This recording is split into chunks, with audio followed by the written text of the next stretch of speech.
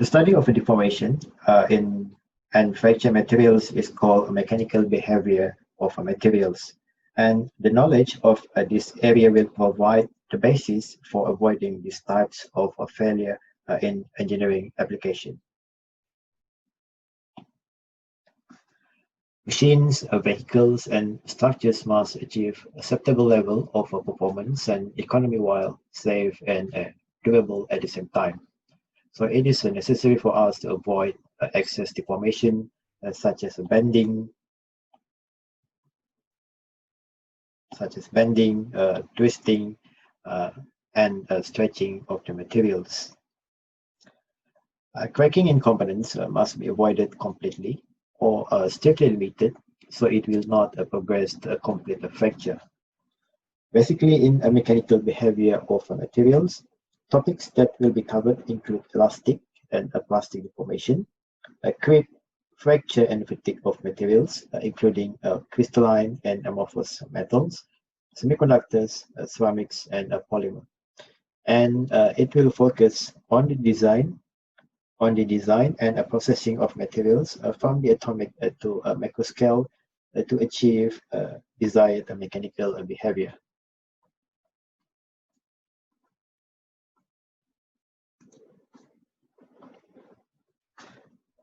So why do mechanical properties important?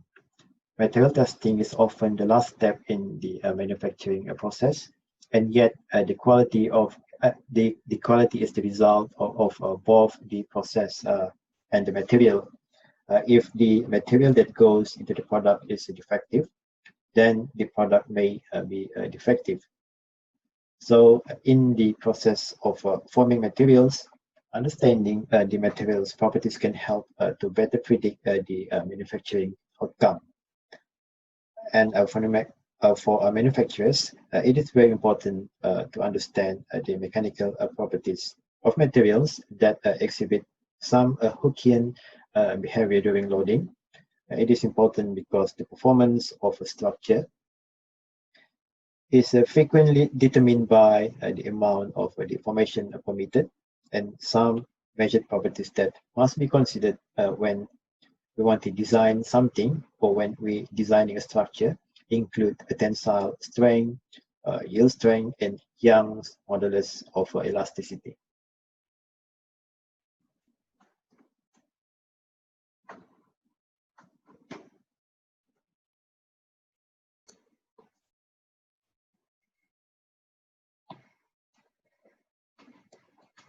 A Thomas iterative tetrahedron is a schematic framework that explains the complex relationship in the field of mechanical behavior of materials.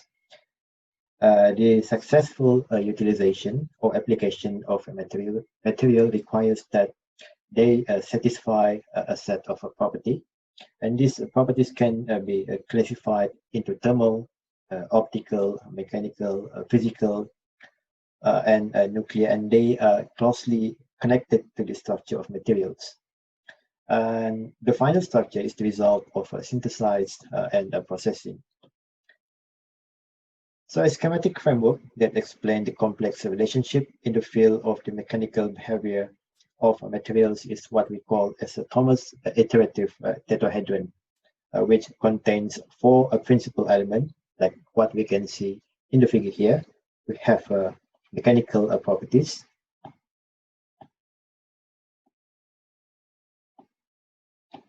we have a characterization, we have a theory, and we have a processing. And these elements are related, and change in one will affect the changes in others.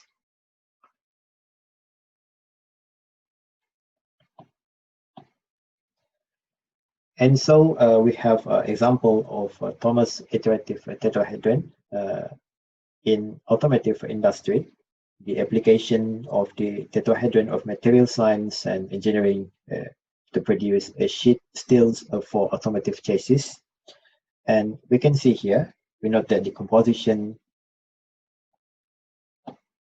the microstructure, and the synthesis and processing are all interconnected, and in the end will affect the performance to the cost ratio.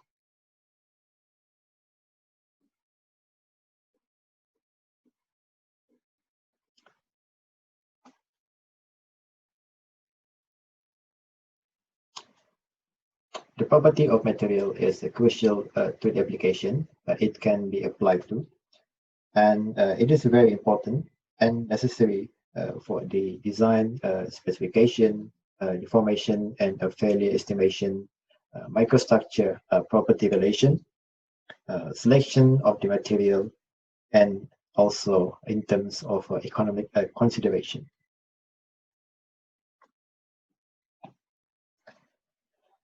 Matter is anything that has a mass and occupies a space. And a useful way to start thinking about matter is to think about the different materials or substance that it can be made into. And these materials make up the object around us, and each of these materials has a different properties or characteristic that can be observed or tested. Scientists, technologists, and engineers investigate these materials. They experiment with them and compare their properties and relate the result to possible uses. So now we will talk about testing of materials to determine its mechanical properties.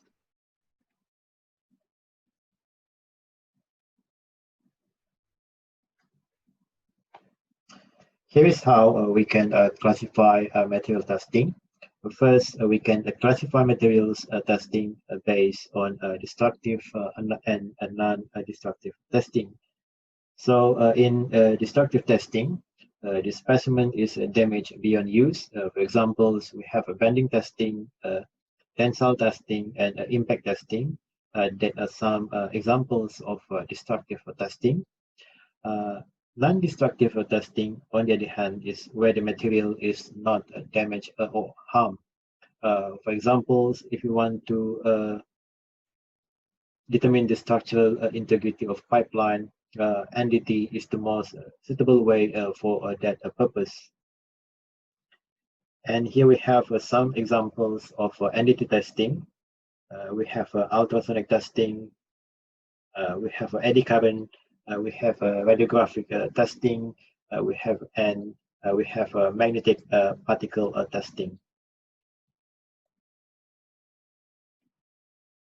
And also we can classify testing of materials based on scientific testing and commercial testing. In scientific testing, more careful and precise measurement of a property with aim to supply accurate data for research and design. And on the other hand, we have a commercial testing with the purpose to check if the materials meet this specification to establish a degree of quality control.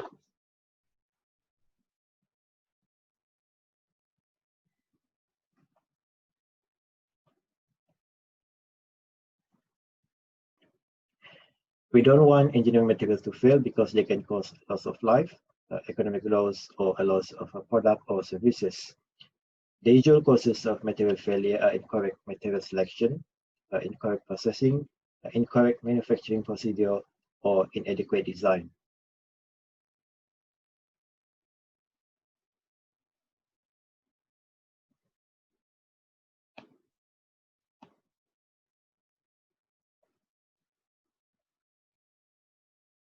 Failure is defined as any change in size, shape, or material properties of a structure, a machine, or machine parts. Or in other words, a part becomes unable to satisfactorily perform its intended function. It is important to understand the mechanics of various failure modes.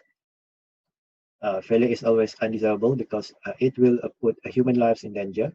It will cause economic losses and will interfere with the availability of a product and services. And commonly, the causes of failure are improper material selection, inadequate design, and also processing.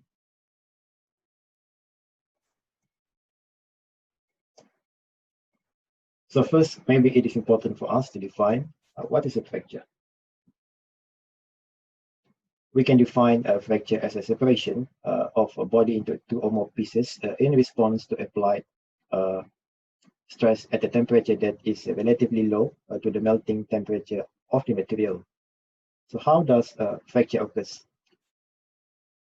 Fracture occurs when the metal or material experiences a stress that exceeds its yield strength.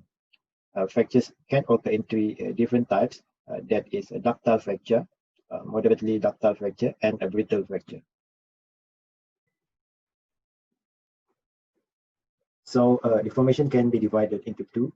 That is a time independent, such as elastic and a plastic, and also a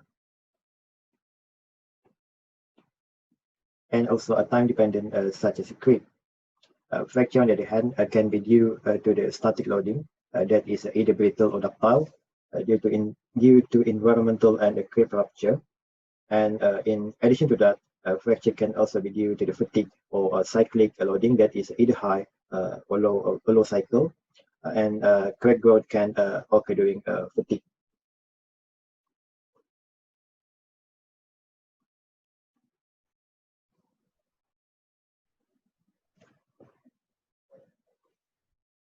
So now I want to talk about a ductile and a brittle fracture. So we have a ductile fracture that can be defined as a fracture that occurs without plastic deformation, and this is the most preferred in most situations. And then we have a brittle fracture that happen with little or no plastic deformation, and thus they are catastrophic, meaning that they can occur without warning.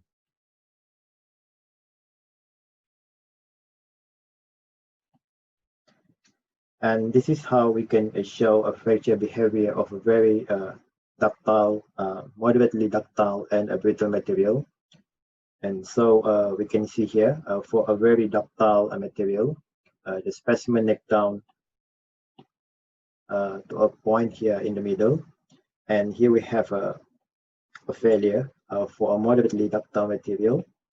And then we have a brittle material here, where we can see that deformation is very small and fracture occurs without warning.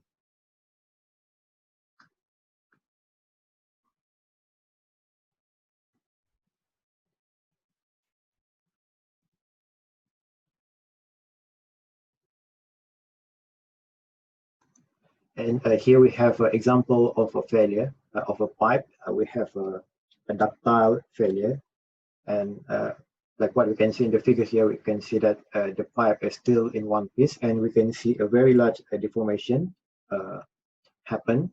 And then we have a brittle failure where the pipe broken into many pieces, and we have a small deformation that happened. And we can see that the specimen shatters to many pieces during the failure.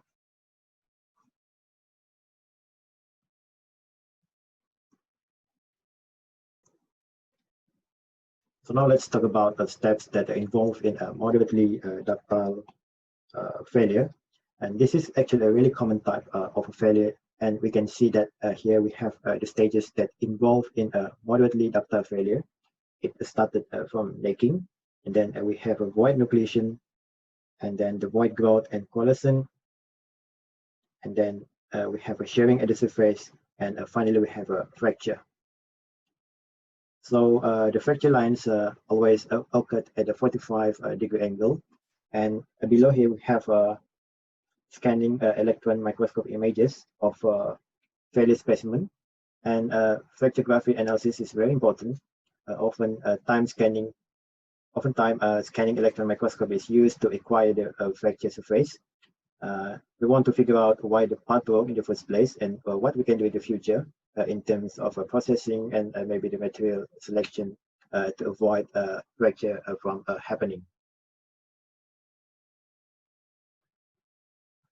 And here we have the naked eye image of ductile versus brittle failure.